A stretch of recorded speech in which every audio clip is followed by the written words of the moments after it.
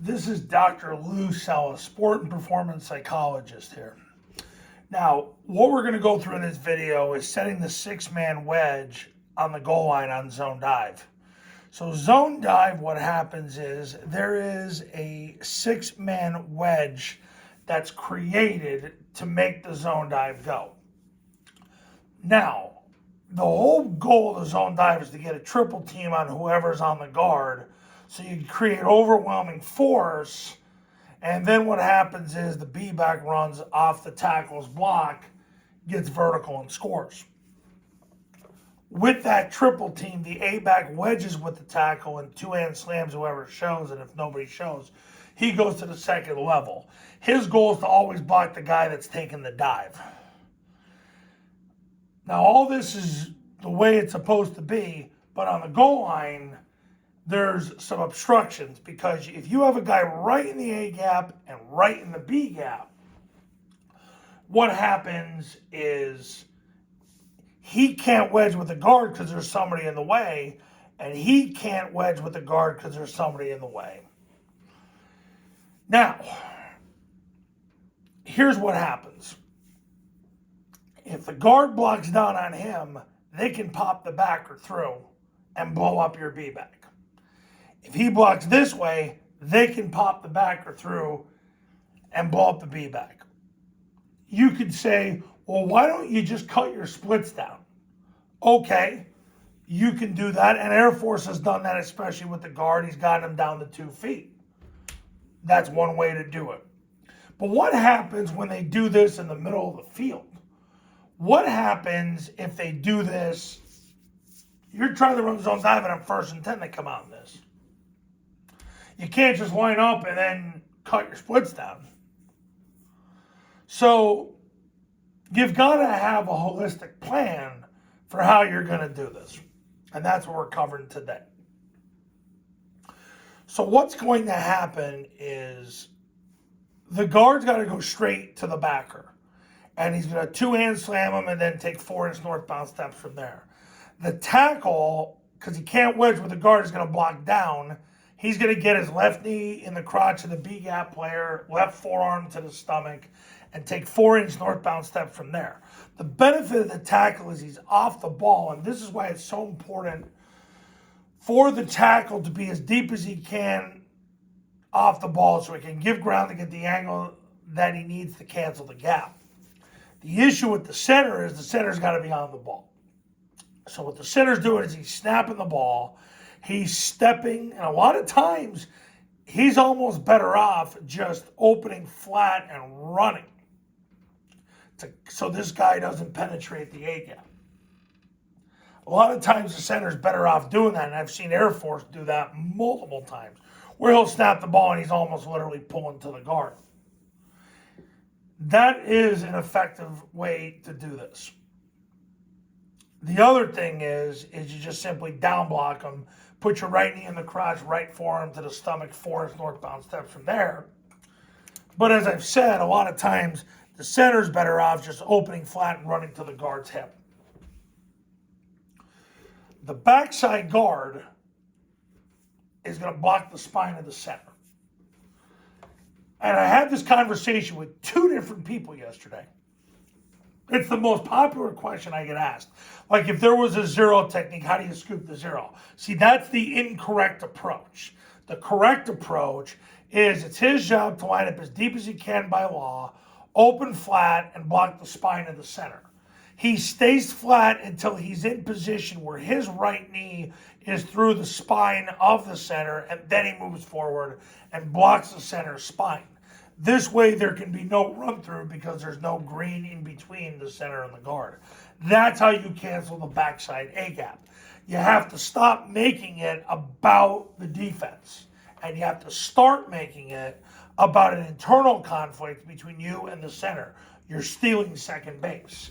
The tackle does the same thing to the guard to cancel the backside B gap. And I get the question, well, what if he can't do that?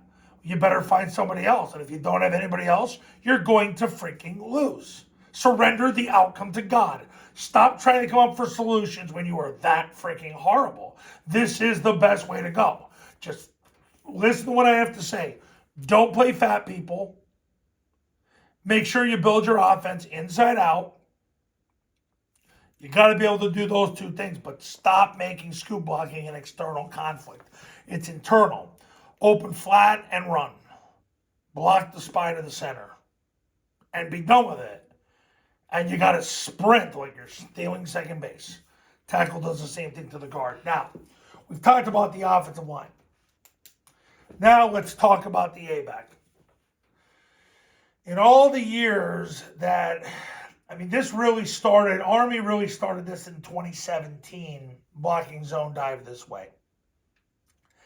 And I could tell you now, this is the 7th summer, really, that I've taught the zone dive in this manner.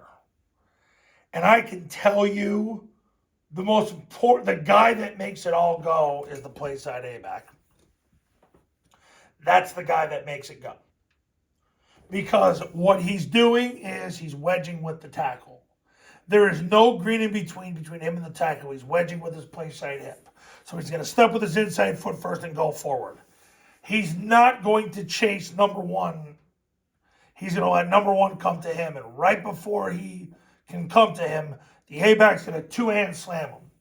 And if number one doesn't come to him, he goes to the next level. Because if that's the case, number one's playing the quarterback, and that's great because the quarterback's not going to have the ball anyway. Quarterback's going to run out here. B-back is going to run off tackle. Not where the tackle currently is, but where he's going to be. So he'll end up running right there. This is the guy. That's so important. So for those of you who love drills, and I know a lot of you do, because you can't get over the fact that the more you run plays as a unit, the faster you're going to get because you're coaching reality. Because you got to have a real center snap. You got to have a real quarterback and a real B-back. Because the quarterback's going to take the snap, jump play side. B-back's going to sprint through the ball, sprint through the play side, hip at the tackle, sprint through the end zone. Quarterback's going to accelerate to the perimeter. But to have all these things in real time is so important. So at that point, you might as well just run plays.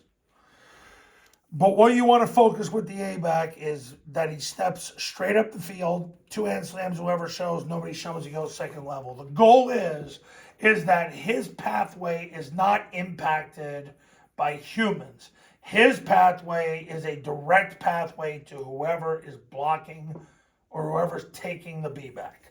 That's the important thing. The only reaction he executes is a two-hand slam when a human being invades his personal space, and at that point he two-hand slams that player, and by the time he literally hits him, the ball should clear. And that's all he has to do. But he will never step outward at 1 degree to the right. He will never do that. It steps with the inside foot, and he wedges with the tackle, and two-hand slams whoever shows. Nobody shows, he goes second level. It's not his job to block number one unless number one invades his personal space. His personal space is to take a direct line from the tackle's hip, first level to second level. Realistically, you're almost better off teaching him to get to the second level unless that guy invades his personal space and then he two-hand slams him. The problem is, and I see this far too often, is too many times he chases that player. So you got to get past that. I've said this before, I'll say it again. Drills are useless. You're better off just putting everybody together because when you put the B back in, it's going to help everything get run better. You have a real quarterback snap, it's going to help everything work better. Because if you put the receiver in and have him fan the D-gap player, it makes everything more realistic. Having the backside receiver there sprinting to the goalpost makes everything more realistic.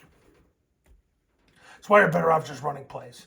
But we're talking about the six-man wedge, setting the six-man wedge on zone dive.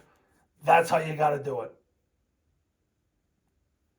Coaches, you want to win big in 2024, pick up the phone and give me a call. My number's on the thumbnail of this video, and so is my website. Triple Option Football Academy and Triple Option Football Academy camps are going to show you how. Go to tripleoptionfootball.com/testimonials where you can see all the success stories that come from the camps and the academy. The Academy's $9.97. You get it for 2 years. $9.97 changes the trajectory of your football program. Don't believe it can happen? Go to tripleoptionfootball.com/testimonials. That can be you in 2024. That wasn't an accident.